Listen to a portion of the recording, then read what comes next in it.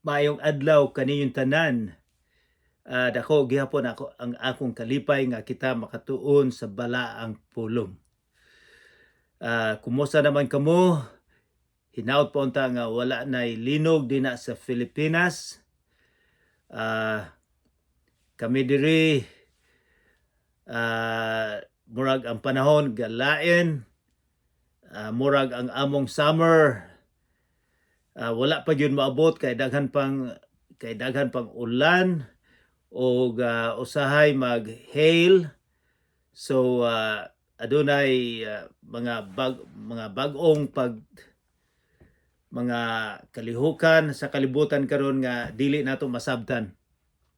Pero pasalamat lang kita nga ang panahon mao ni gihatag sa atong Ginoong Hesukristo. Nga ang atong usang lugar nga wala kay problema. Kung atong ikumparar sa mga nasyon nga didto sa Middle East, didto sa Iran, sa Iraq, didto sa ubang lugar, didto sa Ukraine, didto sa Africa, kita magpasalamat lamang nga wala kita makatilaw og makalisud kaayo sa kinabuhi. So aduna kita mga pasalamat sa Ginoo. Una sa tanan, pasalamat gyud ta nga kita makatuon sa iyang balaang pulong. Sa dili pa kita magsugod atong hangyoon ang atong Ginoo nga magauban kanato karon. Magampo kita. Amahan namong langit nun, daghan salamat nga ikaw ang mianhi dinhi aron nga mapalit, makuha ang lalas sa sala. Nga imong gihatag ang imong lawas aron nga kami mahugasan sa sala. Ginoo, nagpasalamat kami dako. Nagahangyo usab kami nga imong abrihan ang among kasing-kasing sa imong pulong karon. Sa ngalan ni Jesucristo nga among manluluwas. Amen.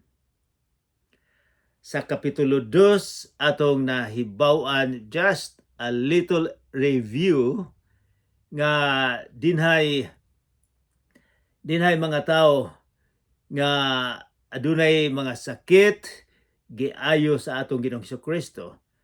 Dito usab sa Marcos Kapitulo 2 ato usab nga nahibaw-an nga dinhay mga amigo nga tinuod gyud nga amigo nga ilang gitabangan ang ilang amigo nga galisod sa kinabuhi, adunay stroke, na paralyze, ila gyuning gidala kay puno man kayo ang balay nga dito si Jesus, ilang gibangagan, ilang gikuha ang mga ubang atop para nga ilang yung matuntun ang ilang amigo nga makita nga misalig gyud sila nga si Jesus makaayo sa ilang amigo.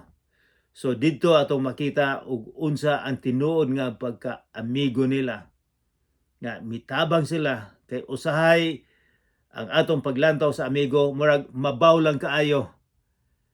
Nga amigo lang sa barkada, amigo lang sa inuman, amigo lang sa maybe sports, amigo lang. Apang ang pag-antos gyud nga tabangan ang amigo, ang tabangan higala, usay kulang kita. So dito atong makita nga kining mga amigo ga antos gyud sila para sila makatabang. So karon na kita sa Kapitulo 3 sa sinulat ni Marcos. So ang New Testament, ang balaang ang bagong tugon magsugod sa Matthew, Marcos. So naa na kita sa Marcos Kapitulo 3 atong sugdan. Dinhi atong makita usab nga ang atong Ginoong Hesukristo popular na sila popular na siya og husto. Daghan ang mga tawo nga nakadungog niya, daghan ang mga tawo nga gustong mosunod niya. So apan daghan na pong mga tawo nga gikontra siya. So tan-aw nato dinhi unsa may tabo sa Kapitulo 3. Sugdan nato guys, abrihan nato ang atong Bible sa sinulat ni Marcos Kapitulo 3 magsugod sa versikulo 1.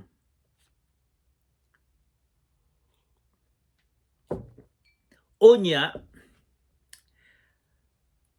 miadto na si Jesus sa sinagoga ug didto'y tawo nga kimay ang kamot. So sa unang panahon aduna sila mga gagmay nga mga simbahan nga layo kayo sa Jerusalem. Kada Sabado moadto sila didto sa sinagoga. So si Jesus usab ang iyang kinaiya nga moadto siya dito sa sinagoga magwali. Ato usab nga makita nga bisan si San Pablo sa pagtuo nato sa mga buhat, ang iyang unahon gyud ang mga sinagoga, mga gagmay nga simbahan sa mga Hudiyo niha. So dito si Jesus sa sinagoga. O unsay makita, dinay tawo nga may problema sa kamot, kimay. Posible ni siguro nga sa akong nabasahan nga na-injure siya na tungod siguro karpintero, wala ta kay balo kung nahulog ba, basta na ang iyang kamot sa ubang mga writings ang tuo niya nga kamot ang may problema. Dinhi miingon sila nga kimay ang kamot. So dinhi ato makita sa versikulo 2, may mga tawo usab didto na niid pag-ayo. Na niid pag-ayo kung ayuhon ba ni Jesus ang maong tawo sa adlawng igpapahulay aron aduna sila ikasumbong batok kaniya. Wow, dinhi atong makita usab niining sinagoga o atong ingnon nga gamay nga simbahan. Ining simbahan dinay mga tawo, dinay usa ka tawo nga kimay may problema ang tuo nga kamot, dinay mga tawo nga gasimba, og dina po say mga tawo nga nag-obserbar kung unsay buhaton ni Jesus. Kini dinhi atong makita nga naniid sila, naniid, and then adunay sibuano nga pulong pag-ayo. Ilang gipanid-an si Jesus pag-ayo, dili lang sila naniid, pero miingon pag-ayo. Nganumang naniid man sila pag-ayo. Kung ayuhon ba ni Jesus ang maong tao sa adlawng igpapahulay, aron aduna sila ikasumbong batok kaniya. So, matingala kita. Ngano kining mga tawhana nga naniid man pag-ayo. Kung ayuhon ba ni Jesus, para nga na sila ikasumbong. So matingala kita, ang gibuhat ni Jesus maayo, mutabang, apan kini silang mga tao, kini sila gikan ni sila sa headquarters dito sa Jerusalem. Kini sila ang mga think tank, mura ni sila mga religious police, relihiyoso nga pulis, nga gibantayan sila ang gabantay, gibantayan nila si Jesus kung unsay buhaton. Mingon sa dinhi kung unsay buhaton sa adlawng igpapahulay. So, mangutana kita, unsa maning adlaw nga igpapahulay, nganong bantayan man nila si Jesus? Ngano kung unsay buhaton ni Jesus sa adlawng igpapahulay, kini siya Sabado. Adlaw mao ni ilang adlaw nga moadto sila sa sinagoga. So kung makabasa mo og adlaw nga igpapahulay, Sabado na. So nganong ila man yung gibantayan si Jesus pag-ayo? Nganong isumbong man nila ang atong Ginoong Hesukristo? Sa ato nang natun-an na kini silang mga Hudiyo god, ang ilang relihiyon nakahimo og daghang kaayong batas, daghang kaayong mga balaod. Sa akong nabasahan, 613 nga balaod, 613 ka balaod. Aron nga ang ilang paglantaw nga ang ilang relihiyon malimpyuhan nga ikaw musunod gyud ni ining 613 ka balaod. Naibalo mo sa adlaw nga Sabado, adlaw igpapahulay, aduna sila'y more than sobra sa 30 ka balaod, gagmayng balaod. Ato naning naturan, gagmayng balaod aron nga masunod gyud mo ning adlaw igpapahulay. para masunod gyud unsay atong buhaton sa Sabado. Usa sa mga balaod nga dili ka makalakaw og pila ka dupa. Kung dili, pwede ka ng patyon. Or kung naay sila balaod nga dili ka magkuhag sugnod, magkarga og sugnod, magdala og sugnod sa adlaw nga Sabado. Kung makita ka, patyon. Daghang kay silang mga balaod aron nga ikaw musunod o adunay sila pulis. Religious police nga bantayan ang mga tawo nga musunod ba sila sa mga balaod. Pareha ni sila og karon, mura ni sila kung moadto ka og Saudi Arabia, sa Iran, Iraq, sa mga country nga mga Muslim countries, naay mga religious police.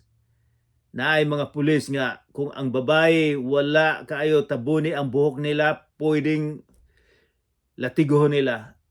Ang akong amigo nga nurse didto sa Saudi Arabia, miadto sa usa ka lugar dinha iyang gipalit, pero murag dinhay babae didto, nakatilaw siya latigo dayon nganong misulod man siya nga adunay babae. Adunay babae sa pharmacy. Sa pharmacy, mipalit siya og medisina. Wala sa nakakita nga dinha diya sa skina dinhay babae pod nga mipalit. Ang religious police, ang mga police moingon nga dili na maayo. So gilatigo dayon siya. Mao na gihimo nila karon ni Hesus na may mga secret agent nga kinahanglan mosunod gyud sa ilang balaod. So unsa may buhaton ni Hesus? Siya ang gabuhat sa kalibutan, siya ang anak sa Dios, siya ang gahatag sa napulo ka sugo. Unsa may iyang interpretasyon sa adlong Sabado, sa adlong ipapahulay. Ilang gibantayan kung ayuhon ba gyud nila ang tawo nga galisod sa kinabuhi. Kay imagine ang tuon nimong kamot adunay problema kung ikaw karpintero maglisod na pud ka. Okay, and then verse 3, unsay buhaton ni Hesus? Nga kining mga tawo nga naa sa atubangan, kay kining mga sikat nga mga tawo tungod sa ilang sinina, importante kayo naa ni sila sa atubangan sa simbahan at sa mga na adunay gyud sila ipakita nila kinsa sila. Apan ato makita nga si Jesus wala mahadlok nila. Verse 3, si Jesus miingon sa tawo nga kimay, dali nga ri, tindog, ubad din nako, duol nako. Unya, verse 4, unya iyang gipangutana ang mga tao. Ang mga tao, apil na siguro ning mga relihiyosong pulis nga sa atubangan niya. Guwapo kayong pangutana ni Jesus. Mingon siya, unsa may itugot sa atong balaod. Hudiyo paghapon siya, mingon siya sa atong balaod. Nga angay buhaton sa adlong ipapahulay, sa adlong Sabado, unsa may buhaton nato. So maunay maayong pangutana. Unsa may buhaton nato sa adlong Sabado, sa adlong ipapahulay. Kadaghanan sa mga Kristiyanos karon mo simba sa adlong Domingo, dili Sabado. So unsa may buhaton, mangutana pusog kita. Unsa may inyong buhaton sa adlong Domingo? Musimba lang ba o magtago sa balay o magsabong ba? Unsa may atong buhaton sa adlaw igpapahulay? Ang igpapahulay dili Domingo ha. Igpapahulay Sabado sa panahon ni sa atong Ginoong Hesukristo, mao nay Sabbath. Unsa may buhaton? Mingon si Jesus, unsa bay itugot sa atong balaod nga angay buhaton sa adlong igpapahulay sa adlong Sabado? Mingon siya, ang pagtabang ba o ang pagdaot? Guwapo kayong pangutana ni Jesus. Unsa man sa adlong igpapahulay, motabang ba ka o pagdaot? Ikaduha, ang pagluwas ba sa kinabuhi sa tao o ang pagpatay? So kung naay tao kay sa ubang mga writings usab, Matthew, Mark, sa Lucas, sa John, ato usab mga makita nga ang ilang kiniago dito sa adlong Sabado kung naay baka nga mahulog sa atabay, ilang kuhaon dayon. Pero kung naay tawo nga mahulog sa atabay sa adlong Sabado, di nila kuhaon, maghulat sila og Domingo para luwason. Sumaw na nungutana si Jesus, pagluwas ba sa kinabuhi sa tao o ang pagpatay? So, unsa may gustong mahibawan nga gustong itudlo ni Jesus sa ilaha og sa atoa. Unsa nato paggamit sa adlaw Sabado or Domingo sa adlong ipapahulay? Kay kadaghanan kanato bisag diri sa among lugar, mga tao daghag trabaho, bisag Sabado, Domingo magtrabaho, ang uban ay tulo ka trabaho, gikinahanglan gyud ang pagpahulay.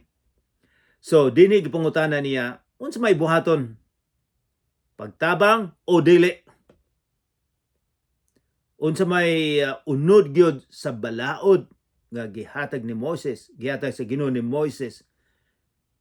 Ang pagtabang ba o ang dili pagtabang? So, mao nay dako kay pangutana. So unsa may gibuhat ni Jesus? Sa gi-question ni Jesus sila, mga relihiyoso, dili sila makatubag. Miyon diri apan wala sila motubag, naigo sila o dili sila gustong mutubag tungod kay wala sila ikatubag. Kay huna-huna pangutana, unsa may imong buhaton, pagtabang o dili? Simple lang, tabangan nimo.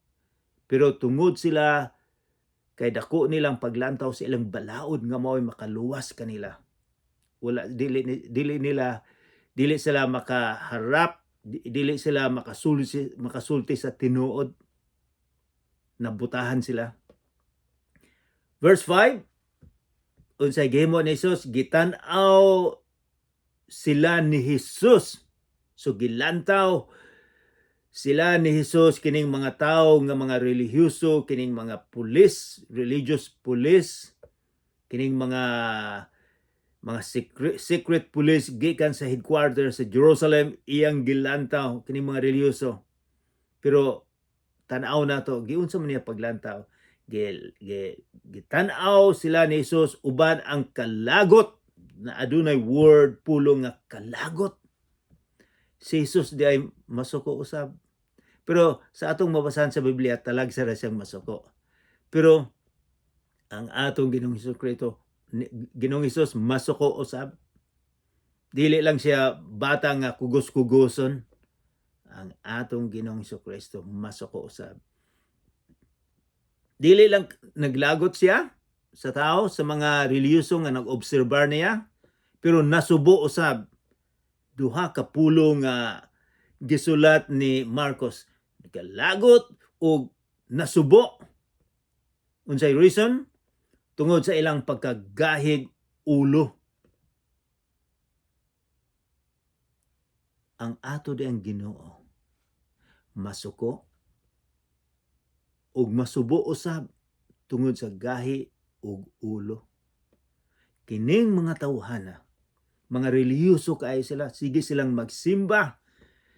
Daghan silang mga halad dito sa Jerusalem, sa templo nila. Kung pagkareliyoso, walang-wala ako sa pagkareliyoso. Kini sila reliyoso kaayo ni.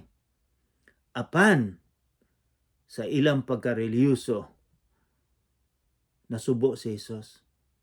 Kay nawala ang ilang gugma sa isig katao, aron nga masunod nila ang balaod silang simbahan. Nawala na ang gugma, nawala na ang hustisya usab. Pagka-relihiyoso nila, nawala ang gugma. Lisod kayong sabton. Relihiyoso, apan walay gugma. Ang ilang gihigugma, ang ilang relihiyon, ang gitudlo sa ilang simbahan, ang gihigugma. Ang paggugma sa isig katao, wala. Dinay usa ka panahon nga gipangutana si Jesus dito sa templo sa mga banggiitan gipangutana siya sa daghang kaayong mga balaod Hesus unsa may gyud pinaka-importante. Ang bot nilang ipasabot nga sa 613 ka balaod unsa may gyud pinaka-importante. Alam mo unsay gisulti ni Hesus? Higugmaon nimo ang Amahan, higugmaon nimo Ginoo sa tibuok nimong kasing-kasing, sa tibuok mong kalag, sa tibuok mong huna-huna. Ikaduha, imong higugmaon ang imong isig ka tawo. Sa tibuok mong kasing-kasing, sa tibuok mong kalag, sa tibuok mong huna-huna. Mao na giingon niya, higugmaon. Dini iyang nakita ni mga relihiyoso nga walay gugma ni ining mga tawo nga galisod. Nasuko siya kay kini silang mga relihiyoso unta nga nakabasa sa Biblia, buta kay ang ilang mga leader mga butaman usab. Wala nila nakita ang gitudlo sa Ginoo nga adunay justice, nga adunay love for each other. Mao pinaka-importante. Mao nang nasubo siya, nasuko kay sila dili makita nila ang kamatuoran. Ikaw ako usab. Adunay panahon nga ang Ginoo masubo kanato. Kay basin og ikaw ako relihiyoso lang. Apan wala di ay sa kasing-kasing. Ang atong Ginoong Hesukristo ang iyang giingon mga hipokrito. Ang mga relihiyoso, ingin kamo hipokrito og husto, hypocrite. Nganuman, miingon siya, maayo lang mo bisag naa sa dalan magsimba mo, magampo mo sa tiyanggi kung unsang orasa magampo mo para ipakita lang. Ngayon siya, kamong relihiyoso, pareha lang mo og pantheon nga maayo ang pagkapintura apan sa loob, sa sulod, sa pantheon, sa ilalom, mga bukog. Mao na gisulti ni Hesus nila.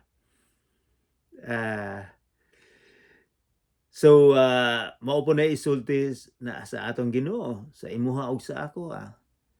Kung ang atong relihiyon, ang atong pagkareliyoso, dili maka-epekto sa atong gugma sa mga tawo nga galisod, nga gakalisod, mura lang tag pantheon nga maayong tan-awon apan sa sulod di ay mga bukog.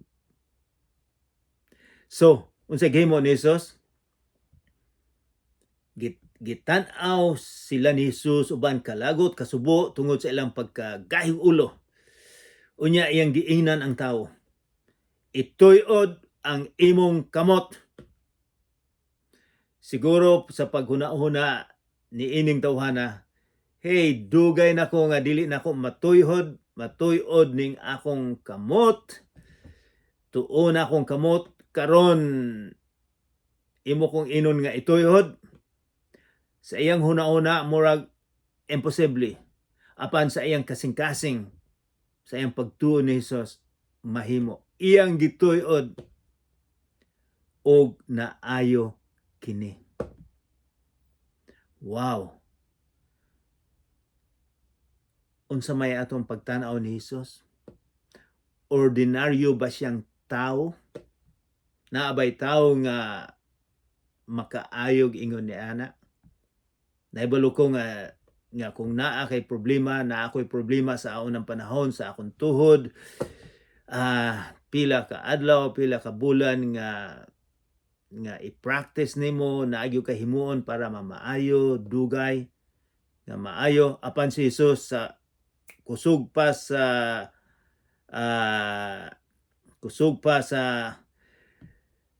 suga, sa kilat, giayo daw niya. Walay tawo makaayo.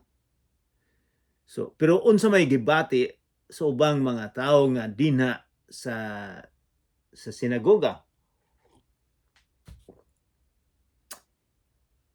Og ito'y kamot og naayo kini verse 6 aton tanawon. Busa Therefore, namiya sa sinagoga ang mga Parisiyo.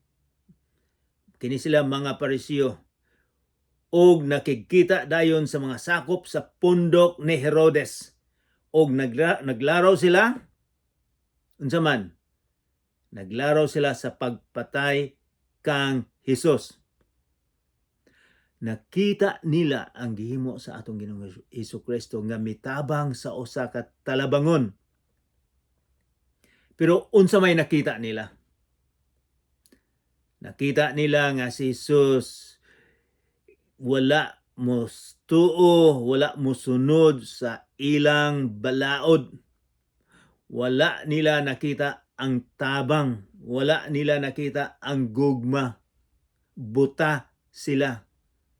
Ang ilang nakita nga si Jesus Sabbath breaker, nga sa Sabado kini siya makasasala. Kay mao ni ang gihimo para sa ato ron katawanan. Kaayo nga ang ilang nakita nga giayo ni Jesus, mitabang siya sa nagkalisod, apan ang ilang himuon unsa man nagplano, premeditated plan, giplano nila nga patyon si Jesus. Wow, unsa man ang klase sa mga tao nga nakita nila ang maayo pero silang hunaw na dili maayo. Nakipag-amigo pa sila sa usa ka pundok ni Herodes. So mangutana kita, kinsa man yung mga tawa ng pundok ni Herodes? Kini sila mga Hudiyo, mga Parisiyo, o kining pundok ni Herodes, dili kini sila kontra gyud sila. Ngano mang kontra man sila? Kay kining pundok ni Herodes, partido ni Herodes, pabor sila sa mga Romanhon nga nag-occupy sa ilang lugar.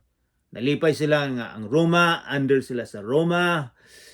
So, pero kining mga Parisiyo dili gyud gusto sa Roma. Nga ang mga Roma ang mga ilang boss sa ilang country. Katulad sa atong panahon sa una, na mga revolutionaryo nga dili gyud gusto sa mga Espanyol. Naapoy uban nga gusto sa mga Espanyol. Pero kining duha ka tawo, murag nagsabot sila tungod sa ilang plano nga patyon ang atong Ginoong Hesukristo.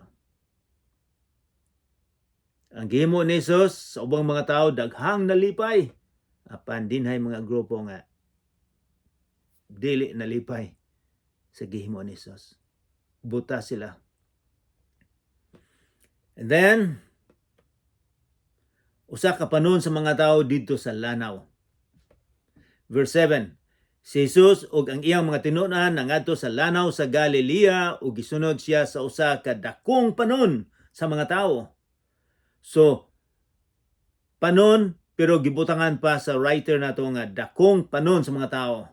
Kini mga tawhana gikan sa Galilea, sa Judea, sa Jerusalem, sa mga dapit sa sakop sa Edomia, iguman sa tabok sa Jordan, sa Jordan, o sa kasikbit nga mga dapit sa siyudad, sa Tero, o sa Sidon.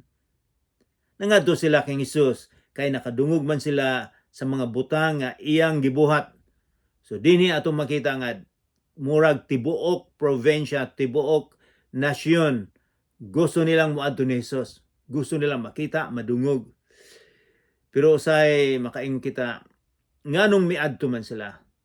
Moadto lang ba sila kay naa sila'y makuha ni Jesus? O gusto nilang musunod ni Jesus? That is a very good question. Nga ikaw ako, tan-awon, muduol lang ba ta ni Jesus? Muduol lang ba kita tungod kay naa tay makuha? O nga kita makaalagad nga kaniya? Maayong pangutana. So daghang kay mga kining panahon na nagsikat na atong Ginoong Hesukristo. So unsa may gibati sa mga relihiyoso dito sa Jerusalem nga ang mga tao wala na mo believe sa ilaha dito na ni Jesus. Masuko ni sila. Daghang mga tao ang iyang giayo, verse 10, ug tungod niana ang tanan nga may balatian nag-ilugay pagduol aron mahikap kaniya. So, gusto nilang hikapon si Jesus kay buhi si Jesus. Dili ta muhikap ni Jesus sa kanang patay nga kuan nga mga picture sa atong Ginoong Kristo. Nihikap sila tungod kay buhi man ang atong Ginoong Kristo nga makatabang man. Sa diyang nakita ni Jesus sa mga taong giyawaan, nanghapa sila sa ilang atubangan o naninggit, ikaw mao ang anak sa Dios. Wow, niining versikulo 11. Bisan ang mga taong giyawaan, nanghapa sila sa atubangan ni Jesus. Kinsa man ni Jesus mangutana kita. Nganong manghapa man ang mga tao nga giyawaan? Ordinaryo ba siyang tao? Tao ba siya o Ginoo? Nganong mahadlok man sila? Nanghapa man sila? O miingon sila, mideklarar, ikaw mao ang anak sa Dios. Bisag ang mga yawa na hibalo nga si Jesus mao anak sa Dios. Mutuo ba mo nga si Jesus ang anak sa Dios?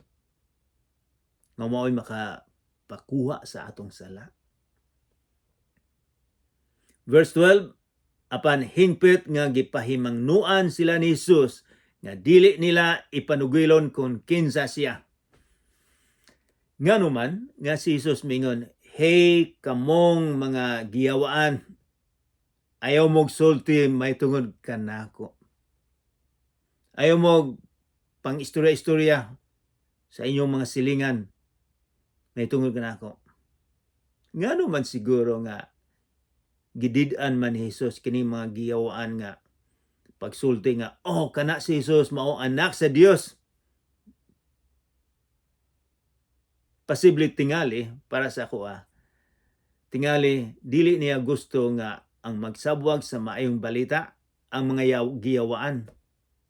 Ang gusto niya nga ang magsabwag sa maayong balita mao ikaw ug ako nga mituo misalig ni Jesus. Kung ikaw gisalig nimo ang imong kinabuhi ni Jesus, aduna kitay responsibilidad nga magsabwag sa maayong balita, dili ang ubang tawo nga giyawaan.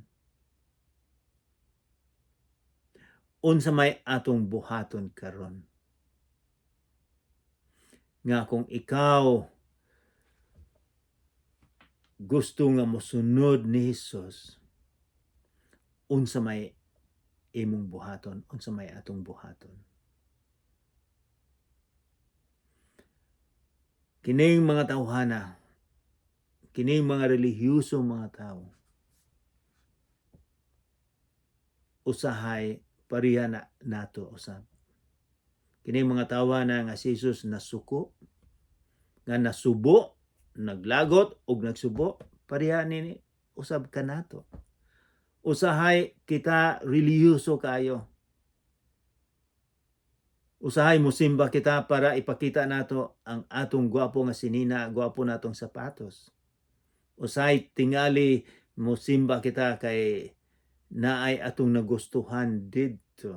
Kung teenager, adunay teenager dito nga gusto na akong makita. Ang purpose naton tuyo dili pagsimba kundi paglantaw.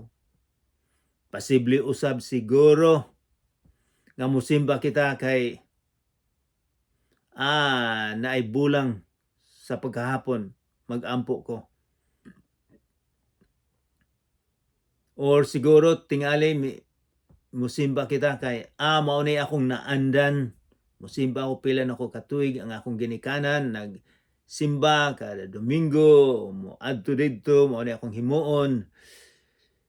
Naandan na, pero wala sa kasing-kasing. Modul ta ni Jesus, bisag unsang adlaw makasimba kita.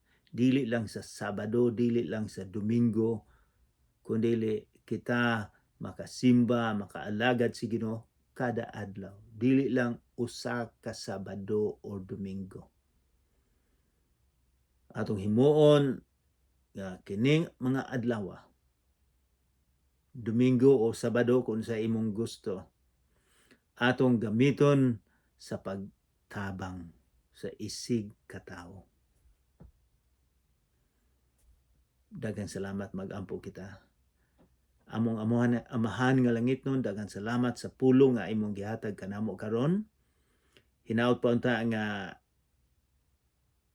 makita nimo among kasing-kasing nga ikaw dili maglagot, nga dili masubo kanamo tungod sa among gibuhat. Ginoo, tudloa kami sa pag-alagad nga kanimo, sa pagsimba, sa pag-alagad, sa pagtabang sa usag-usa. Sa ngalan ni Jesucristo nga among manluluwas.